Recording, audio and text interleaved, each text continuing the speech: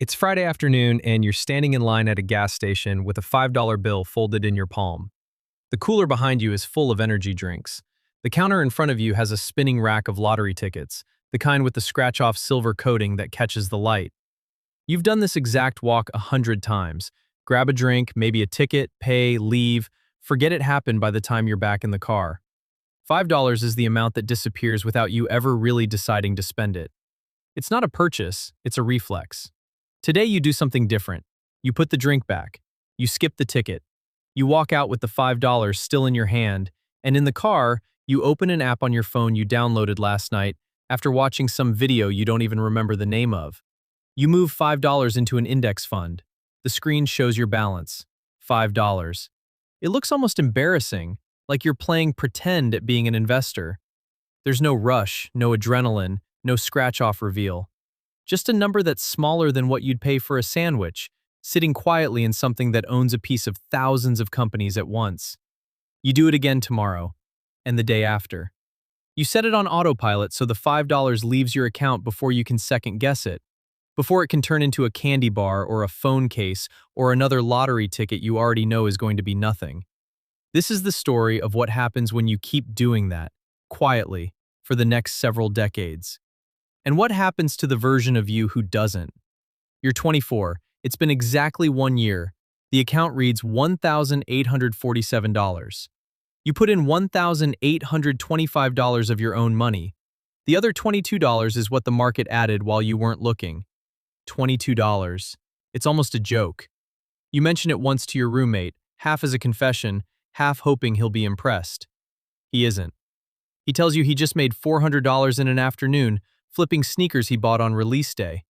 He's not wrong, and he's not lying. But you've noticed something about his afternoons. They're followed by other afternoons where he loses 300 just as fast, and he never brings those up.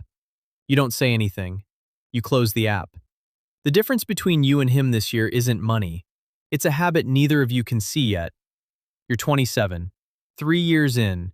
The balance is $6,400. You've contributed about $5,475. The market has quietly handed you the rest.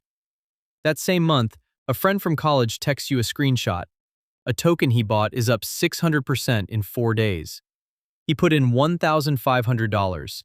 He tells you your boring index fund is a joke compared to what he's making before breakfast. He's right about the speed. He's wrong about the direction.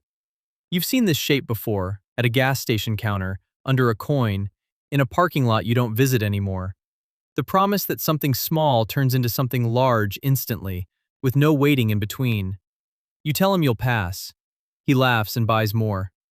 10 weeks later, he stops posting screenshots. You don't ask why. You already know. You're 30.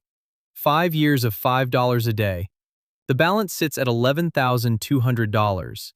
You put in roughly $9,125 of that yourself.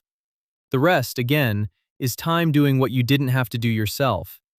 You run the math one quiet night and realize the number is almost exactly what you would have spent on every energy drink, every impulse buy, every scratch ticket since you were 24, except instead of sitting in a trash can somewhere, it's sitting in an account with your name attached to it. You didn't feel richer along the way.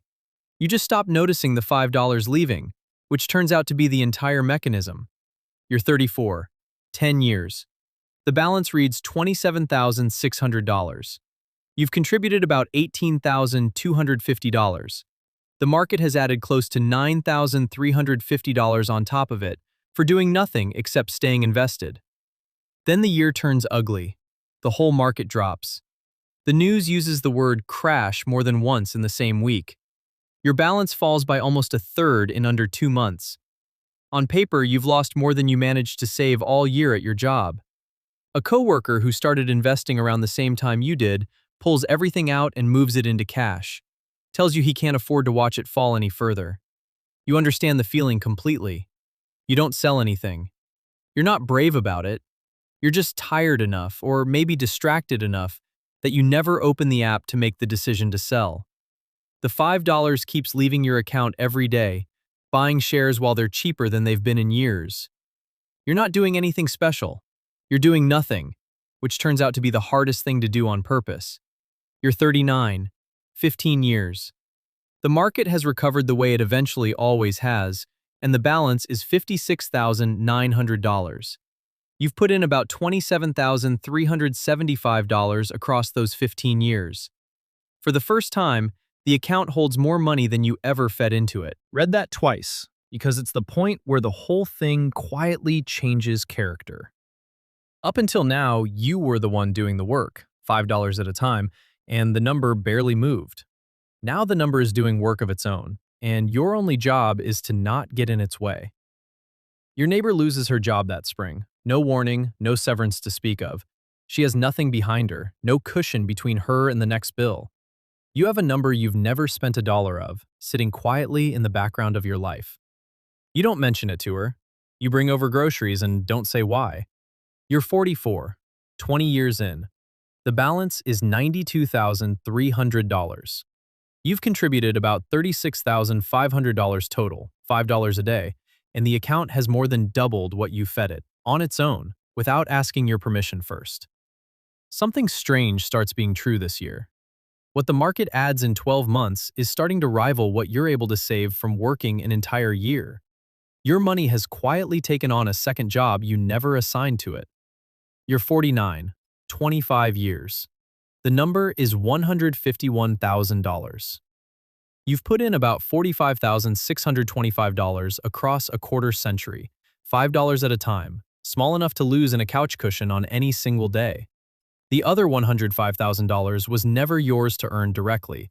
It was time, and you simply let time have the room it needed to do its work. You go to a reunion that year. An old classmate pulls up in a car that costs more than you make in a year. Somebody else is loudly describing a watch. You're still driving the same car you bought used 8 years ago, the one that owes nobody anything. Another old classmate, the one who used to laugh about your $5 habit back when it was $22 a year, asks half-jokingly if you ever kept up with that little app. You tell him you did. He asks how much is in there now. You tell him. The table goes quiet in a way you didn't plan for and don't particularly enjoy. You change the subject. You're 54, 30 years. The balance is $238,000. You've contributed roughly $54,750 total across 3 decades, in amounts small enough to disappear into a grocery bill. The other $183,000 was never something you earned by the hour. This is the year the math flips for good. In a strong year now, the account grows by more on its own than you could add by hand, even if you doubled what you were putting in. You've become a passenger riding alongside your own money. The thing you built quietly for 30 years is now bigger than the building of it ever was. You're 64. 40 years since the gas station, since the drink you put back and the ticket you didn't buy. The balance is $541,000. Sit with the breakdown for a second, because it's the entire story compressed into 3 numbers. Of that $500,000, what you actually put in, $5 a day for 4 decades, comes to $73,000. The other $468,000 is growth. Money you never worked an hour for, never watched arrive, never noticed leaving your account because it never left your account. You didn't get lucky. You didn't pick the right stock at the right moment. You skipped a lottery ticket and an energy drink roughly 14,600 times in a row, and you let the smallest amount you could stand to lose sit in the most unremarkable place possible for the longest amount of time you had. Your old roommate, the one flipping sneakers back at 24, retires the same year. Similar career, similar salary the whole way through. Good guy, worked hard, never missed a beat at his job.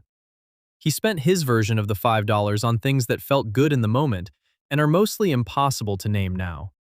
Over 40 years, his version of that same $5 also added up to $73,000 total. The exact same money, dollar for dollar. He wore it, drank it, scratched it off, and threw it in a glove compartment. You both stood at the same kind of counter, on the same kind of days, for 40 years straight. He has a lifetime of small moments he mostly can't recall and a modest pension. You have most of those same small moments too, plus $500,000 sitting quietly behind your life like a second income that's been working the entire time nobody was watching. Nobody can point to the exact day the two of you split apart. There wasn't one. There were just thousands of identical $5 decisions asked again every single day, until the answers stopped feeling like choices and quietly became two completely different lives. Right now, somewhere, it's Friday afternoon, and someone is standing at a counter with a $5 bill folded in their hand. The cooler is behind them.